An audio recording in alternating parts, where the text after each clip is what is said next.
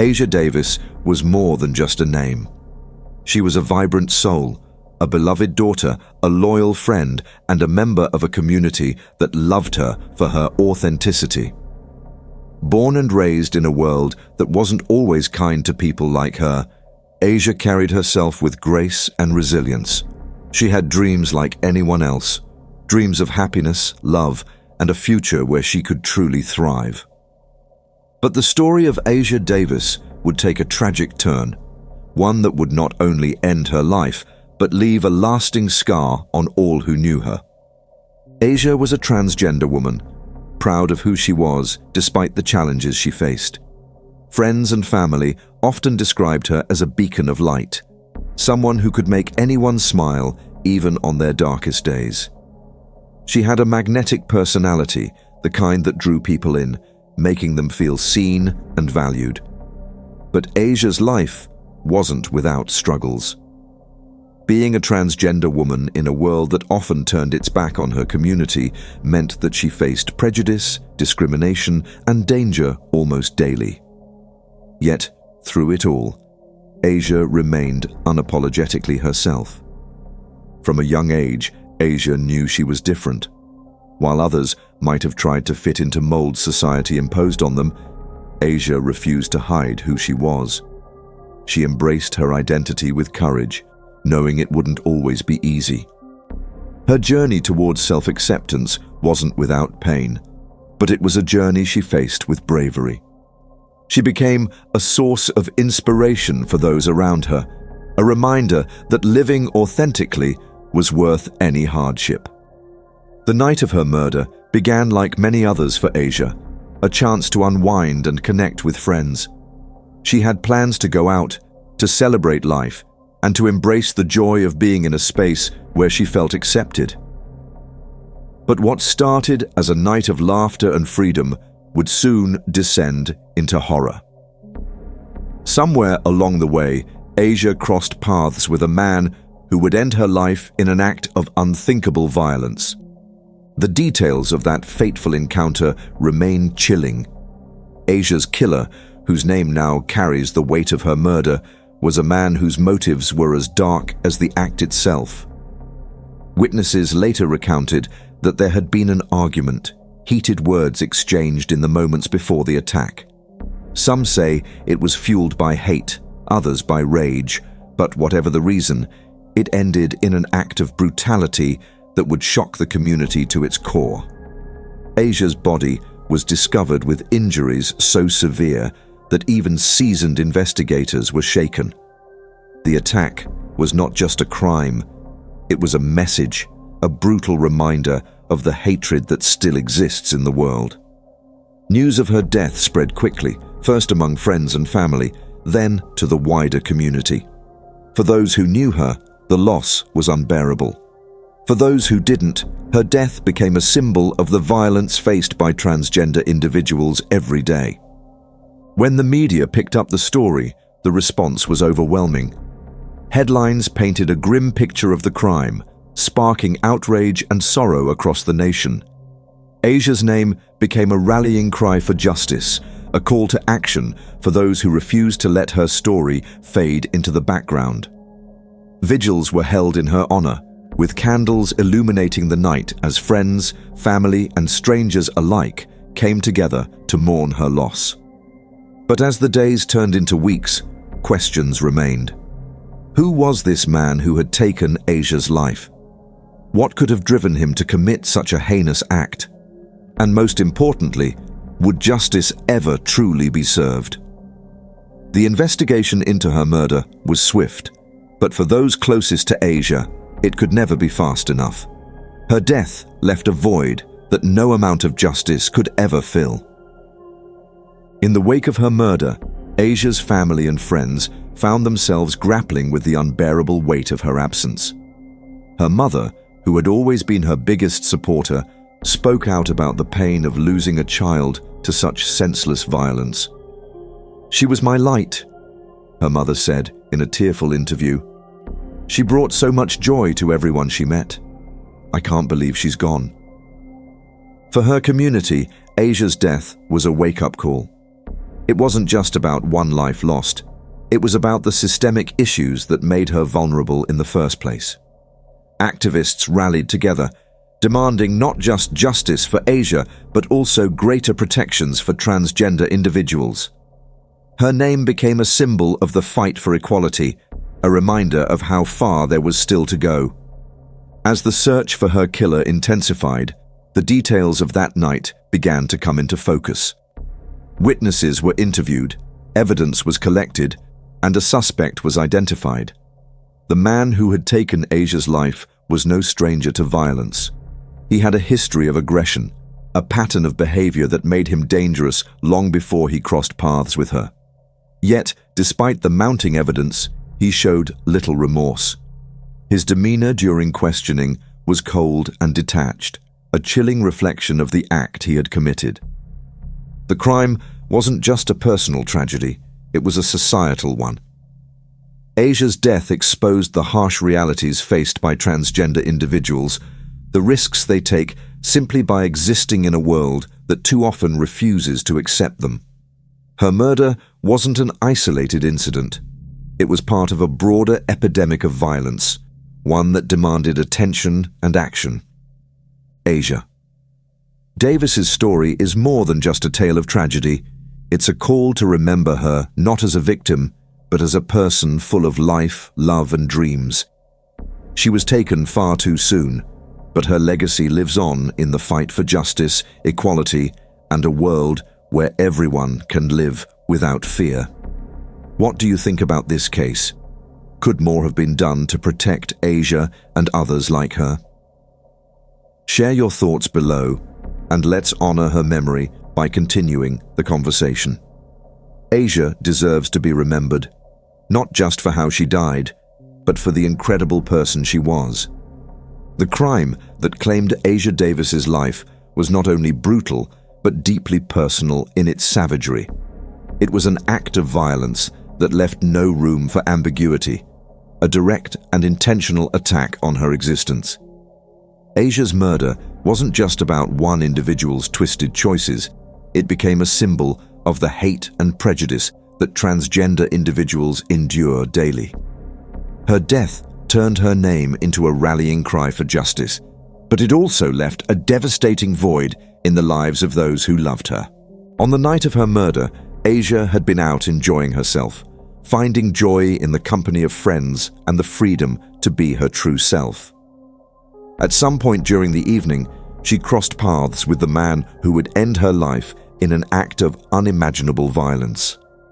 Witnesses reported hearing raised voices, the argument escalating quickly before erupting into chaos.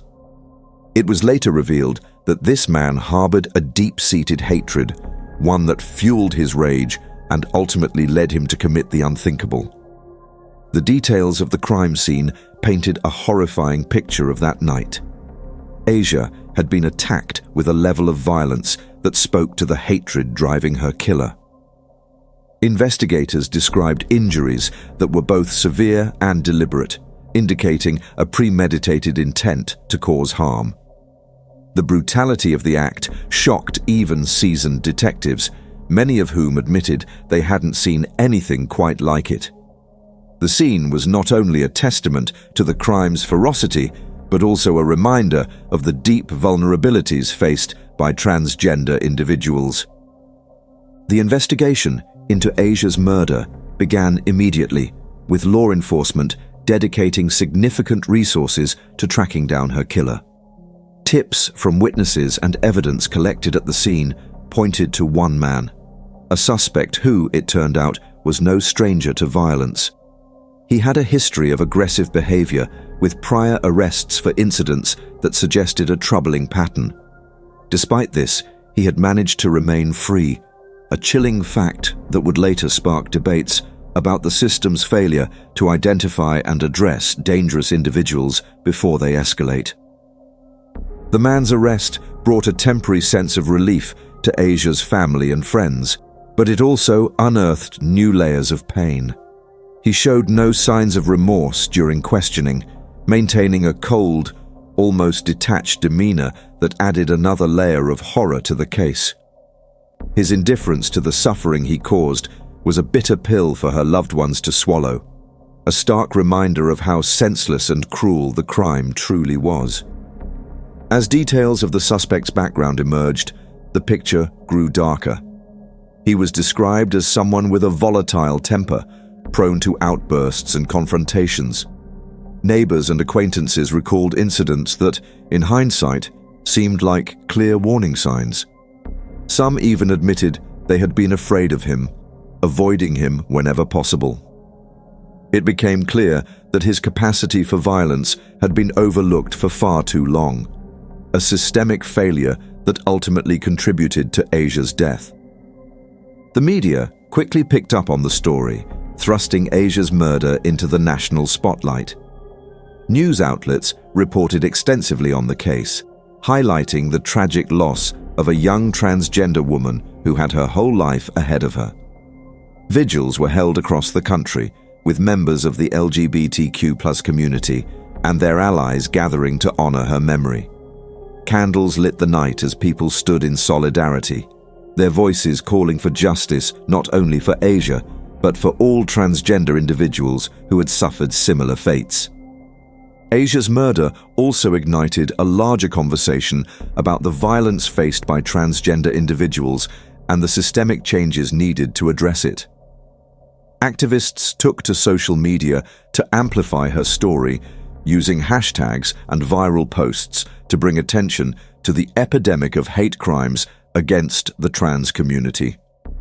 Her name joined a heartbreaking list of others, a stark reminder of how pervasive and deadly this issue remains. For Asia's family, the media attention was both a blessing and a curse. On one hand, it ensured that her story was heard, that her life wasn't forgotten in the shuffle of headlines. On the other, it brought with it an onslaught of scrutiny and painful reminders of what they had lost. Her mother, who had been her strongest supporter throughout her life, spoke openly about the grief and anger she felt. "She didn't deserve this," she said in an emotional interview. "She was kind, she was loving, and she just wanted to live her life. Why couldn't they let her do that?" The suspect's trial became a focal point for the community, a chance to see justice served for Asia and to send a message that such violence would not be tolerated. The prosecution painted a vivid picture of the events leading up to her murder, presenting evidence that left no doubt about the suspect's guilt. Witnesses took the stand to recount the chilling details of that night, their testimonies painting a harrowing image of the final moments of Asia's life. The defense, on the other hand, attempted to humanize the suspect, arguing that he had a troubled past and struggled with issues beyond his control. But their arguments fell flat in the face of overwhelming evidence. The prosecution emphasized the premeditated nature of the crime, pointing out that the suspect had ample opportunities to walk away, but chose instead to act on his hatred. Asia's family attended every day of the trial, their presence a powerful reminder of what had been lost. Their grief was visible, their pain palpable, but they refused to let it break them. They spoke to the media during breaks, sharing stories about Asia's life and reminding everyone that she was more than just a victim. She was a person with dreams, with love to give, with a future that had been stolen.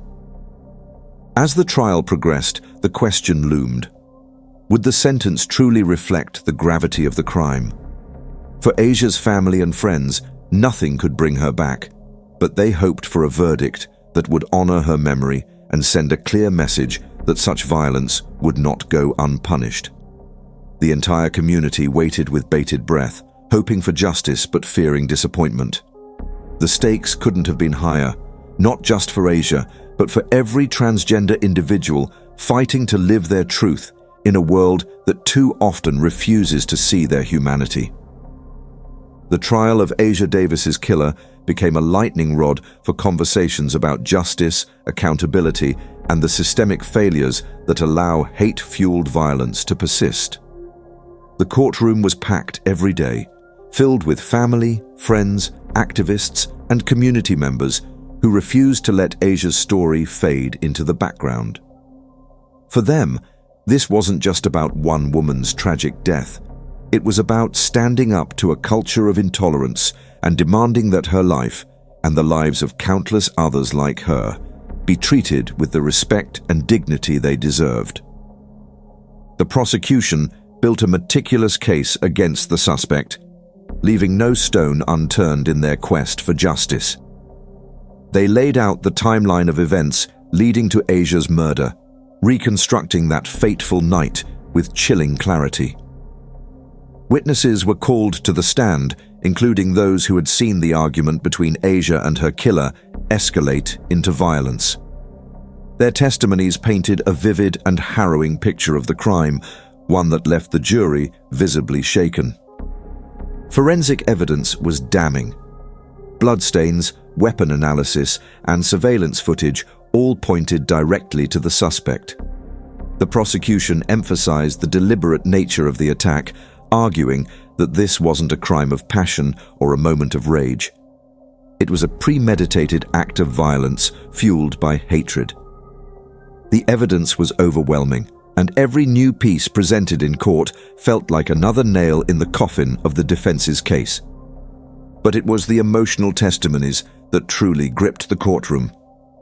Asia's mother took the stand, her voice trembling as she described the loss of her daughter. "Asia was my everything," she said, tears streaming down her face. "She was kind, she was beautiful, and she was so full of life. I can't understand why someone would want to take that away from her." Her words resonated deeply, not just with the jury, but with everyone in the room. They were a stark reminder that this wasn't just a legal case, it was a human tragedy. Friends of Asia also testified, sharing stories about her life, her dreams, and her unwavering courage in the face of adversity. One friend recalled how Asia had been a beacon of hope for those around her, always encouraging others to embrace their true selves. "She made the world brighter just by being in it," they said. "And now that light is gone because of one person's hatred." Their words hung heavy in the air, a poignant reminder of the ripple effects of such senseless violence. The defense, meanwhile, struggled to mount a compelling argument. They attempted to portray the suspect as someone with a troubled past, arguing that his actions were the result of years of hardship and emotional instability. But these claims rang hollow in the face of the evidence. The prosecution countered by pointing out that hardship doesn't excuse hatred and instability doesn't justify murder. The suspect had made a choice, a deliberate and calculated decision to take Asia's life. Throughout the trial, the suspect remained cold and unrepentant. He rarely spoke, and when he did, his words were devoid of any remorse. This lack of emotion only deepened the pain for Asia's loved ones, who watched as the man who had taken her life refused to acknowledge the harm he had caused. It was a chilling reminder of the hatred that had driven him to commit such a heinous act. When the trial entered its final phase, the tension in the courtroom was palpable. The prosecution delivered a powerful closing argument, urging the jury to see Asia not just as a victim, but as a person, a daughter, a friend, a human being whose life had value. This wasn't just a crime against Asia, the prosecutor said. It was a crime against her community, against everyone who loved her, and against the principles of equality and justice that we hold dear. The jury deliberated for hours, their decision carrying the weight of not just this case, but the broader implications of their verdict. When they returned, the courtroom fell silent, the air thick with anticipation. The verdict was read, guilty. The suspect was convicted of Asia's murder, a decision that brought a wave of emotion crashing over the room. But the moment wasn't over. Sentencing was still to come, and with it, the final measure of justice for Asia and her family. The judge's words were deliberate and pointed. Addressing the suspect directly, the judge said, "Your actions were not just cruel. They were an attack on the very idea that everyone deserves to live their life free from fear. You took a life, and in doing so, you caused immeasurable pain to an entire community." The sentence was handed down, 17 to 30 years in prison. For some, it was a moment of relief. Justice had been served, and the man who had taken Asia's life would finally face consequences. But for others, the sentence felt inadequate. 17 years is nothing compared to what he took from us, Asia's mother said outside the courthouse. He gets to live his life, even in prison. Asia doesn't. The sentencing sparked a broader conversation about accountability and justice. Was the punishment enough? Could anything truly compensate for the loss of a life? And what about the systemic issues that had allowed Asia to be so vulnerable in the first place? Activists pointed out that while the conviction was a step forward, it didn't address the root causes of violence against transgender individuals. This isn't just about one man's actions, one advocate said. It's about a society that allows hatred to fester and grow unchecked. Asia's family and friends vowed to keep her memory alive, turning their grief into a call to action. They organized events, spoke at rallies, and worked tirelessly to raise awareness about the violence faced by the transgender community. "We can't bring Asia back," her best friend said during a vigil, "but we can make sure her story inspires change. We can make sure no one else has to go through what she did." What do you think? Was 17 to 30 years a fair sentence for the man who took Asia's life? Could more have been done to protect her and others like her? Share your thoughts in the comments below. Asia's story is a reminder of the work we still have to do to create a world where everyone can live without fear. Let's honor her memory by continuing the conversation and standing up against hate. Asia deserved better, and it's up to us to make sure her legacy inspires the change she fought so hard for. After the sentence was handed down, 17 to 30 years in prison, the courtroom erupted in a mix of emotions. For Asia Davis's family, it was a bittersweet moment.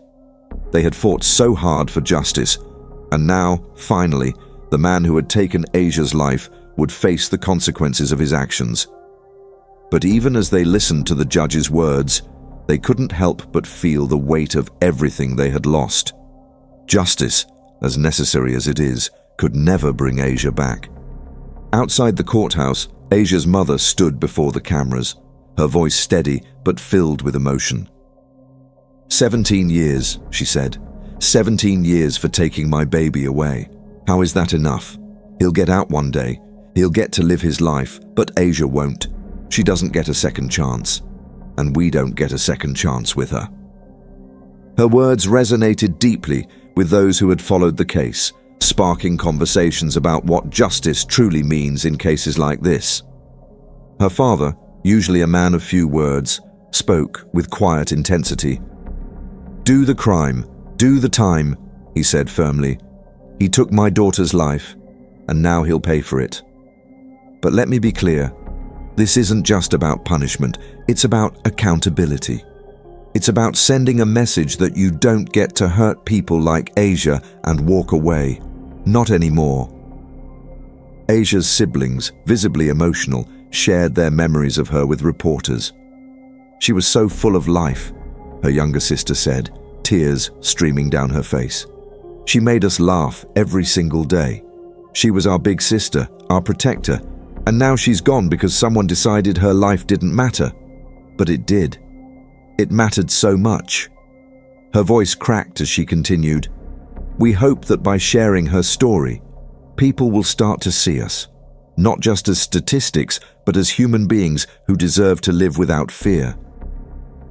The sentencing also reignited broader debates about whether the punishment fit the crime.